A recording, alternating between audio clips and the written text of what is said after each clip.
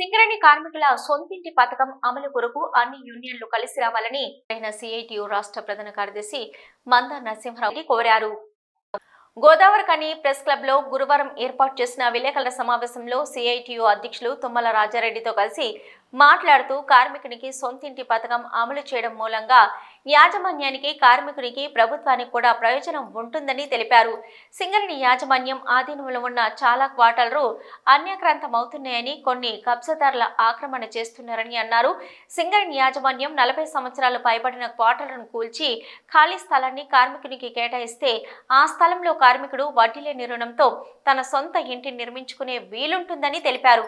ఇలా చేయడం మూలంగా యాజమాన్యానికి కొత్త క్వార్టర్ల నిర్మాణ భారం, క్వార్టర్ల మెయింటెనెన్స్ భారం కూడా, ఖర్చు కూడా తగ్గుతుందని, కార్మికునికి పెర్క్స్ పై ఇన్కమ్ ట్యాక్స్ భారం కూడా తగ్గుతుందని వెల్లడించారు. అందరికీ ఆమోదయోగ్యంగా ఉండే ఈ పథకాన్ని యాజమాన్యం, ప్రభుత్వం అమలు చేసేలా అన్ని యూనియన్లు కలిసి ఒత్తిడి తీసుకోవద్దని కోరారు. తుమ్మల రాజారెడ్డి మాట్లాడుతూ రాజ్యాంగ నిర్మాత అంబేద్కర్ ను అవమానపరుస్తూ పార్లమెంటులో అమిత్ షా చేసిన వ్యాఖ్యలను ఖండించారు.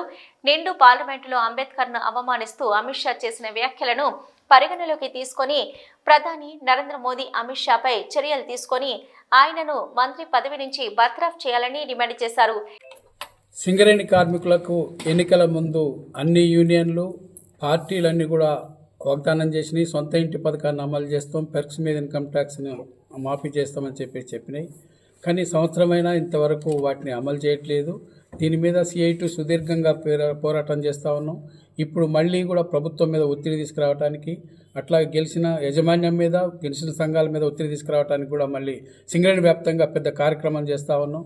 మొత్తం ఇప్పుడున్నటువంటి సింగరేణి వ్యాప్తంగా ఉన్నటువంటి 50,000 క్వార్టర్లలో కేవలం కార్మికులు 39,000 మందిలో 32,000 మంది మాత్రమే కార్మికులు ఉంటా ఉన్నారు క్వార్టర్స్లో. మిగతా అన్ని అన్యాక్రాంతం అయిపోతూ ఉన్నాయి. ఎవరికి పడితే వాళ్ళు, రాజకీయ నాయకులు, ప్రభుత్వ ఉద్యోగులు మొత్తం విపరీతంగా ఆక్యుపై చేసుకుంటా ఉన్నారు. మొత్తం అన్యాక్రాంతం అయిపోతున్నాయి. అదే కాకుండా సింగరేణి వ్యాప్తంగా ఉన్న ల్యాండ్స్ మొత్తం కూడా ఇష్టం వచ్చినట్టు ఆక్యుపై చేసుకొని బిజినెస్కి ఉపయోగించుకుంటా ఉన్నారు. ఈ మధ్యకాలంలో ప్రభుత్వం కూడా ఈ ఖాళీ స్థలాలను మొత్తం సింగరేణి నుంచి ప్రభుత్వానికి అప్పచెప్పమని చెప్తా ఉంది. ఈ నేపథ్యంలో మేము సింగరేణి కాలేజ్ ఎంప్లాయీస్ యూనియన్గా మొత్తం కార్మికులందరికీ విజ్ఞప్తి చేస్తున్నాం. అందరికీ కూడా విజ్ఞప్తి చేసేది ఏంటంటే, ఈ అన్యాక్రాంతం అయిపోతే కార్మికులకు భవిష్యత్తులో చాలా ఇబ్బంది వస్తుంది. కార్మికులు దీపోయిన తర్వాత వచ్చిన డబ్బులతో ఇల్లు కట్టుకోలేకపోతా ఉన్నాడు. కాబట్టి ఇప్పుడు ఉన్నటువంటి క్వార్టర్లు, ఎవరు నివసిస్తున్న క్వార్టర్లు వాళ్ళకే ఇవ్వాలని, 40 సంవత్సరాలు పైబడిన క్వార్టర్లను కూలగొట్టి ఆ స్థలము 2,000 ఎకరాల స్థలం మొత్తం కూడా 250 గజాల చొప్పున క్వార్టర్స్ లేని వాళ్ళకి ఇవ్వాలని, 30 లక్షల రూపాయల వడ్డీ లేని కోల్ ఇండియాలో అగ్రిమెంట్ చేసినటువంటి దాన్ని ఇవ్వాలని, తద్వారా ఖాళీ స్థలం మీద ఇల్లు కట్టుకోవడానికి అవకాశం ఏర్పడుతుందని, ఈ యొక్క స్కీమ్ను అమలు చేస్తే ప్రతి ఒక్క కార్మికులకి సొంత ఇల్లు ఏర్పడుతుంది. అంతేకాకుండా పెర్క్స్ మీద ఇన్కమ్ ట్యాక్స్ కూడా ఆటోమేటిక్గా మాఫీ అయిపోతుంది. ఎందుకంటే క్వార్టర్ ఇస్తే కంపెనీ బేసిక్ మీద 7.5% రికవరీ ఆదాయం కింద తీసుకొని ఇన్కమ్ ట్యాక్స్ రికవర్ చేస్తా ఉన్నాడు. కాబట్టి ఈ 30 లక్షలు పేమెంట్ చేయడానికి కూడా కార్మికులకు భారం లేకుండా ఈ పెర్క్స్ మీద ఇన్కమ్ ట్యాక్స్ కావచ్చు, అట్లాగే హెచ్ఆర్ఏ కూడా సొంత ఇంట్లో ఉంటే హెచ్ఆర్ఏ వస్తుంది 10% బేసిక్ మీద. అది ఈ రెండు కలిపితే ఈ ఇన్స్టాల్మెంట్ కూడా పేమెంట్ చేసుకోవడానికి ఉపయోగపడుతుంది. కార్మికుల మీద భారం పడదు. కార్మికులకు అనేక రకాల ప్రయోజనాలు ఉన్నాయి, కంపెనీకి కూడా అనేక రకాల ప్రయోజనాలు ఉన్నాయి ఈ స్కీమ్ ద్వారా అనేది మేము కార్మికులకు విజ్ఞప్తి చేస్తున్నాం. కేంద్ర హోంశాఖ మంత్రి అమిత్ షా రాజ్యాంగ నిర్మాత అయినటువంటి అంబేద్కర్ మీద అనుచిత వ్యాఖ్యలు చేశాడు. ప్రతిరోజు 5 సార్లు పార్లమెంట్లో అంబేద్కర్ అంబేద్కర్ అంబేద్కర్ అంబేద్కర్ ఎందుకంటున్నారు, దేవుణ్ణి పూజించండి అని తీవ్ర పదాలతో కోట్ల మంది చూస్తున్న మీడియాని కూడా ఆయన లెక్క చేయకుండా రాజ్యాంగ నిర్మాతను ఇన్సల్ట్గా మాట్లాడిన దృశ్యం మనం చూసినాం.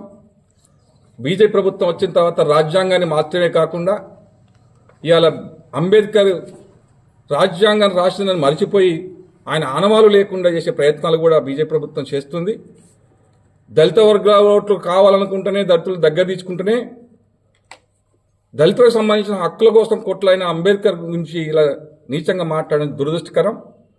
ఇవాళ అంబేద్కర్ని అంత అనుచిత వ్యాఖ్యలు చేసిన అమిత్ షాని మంత్రివర్గం నుంచి తీసేయాలని చెప్పి మేము నరేంద్ర మోదీ గారిని, బీజేపీ ప్రభుత్వాన్ని విజ్ఞప్తి చేస్తా ఉన్నాం.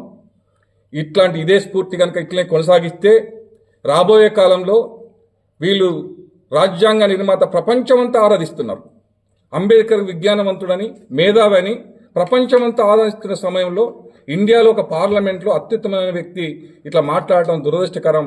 మేము సిఐటిగా దీన్ని ఖండిస్తూ అమిత్ షా మీద ఖచ్చితంగా పార్లమెంట్లో ఆయన మీద యాక్షన్ తీసుకోవాలని చెప్పి కోరుతా ఉన్నాం. ఈ విలేకరుల సమావేశంలో సిఐటియు నాయకులు బెండే శ్రీనివాస్, మునుకుంట్ల రామన్న, సానం రవి, ఆరపల్లి రమేష్ తదితరులు పాల్గొన్నారు.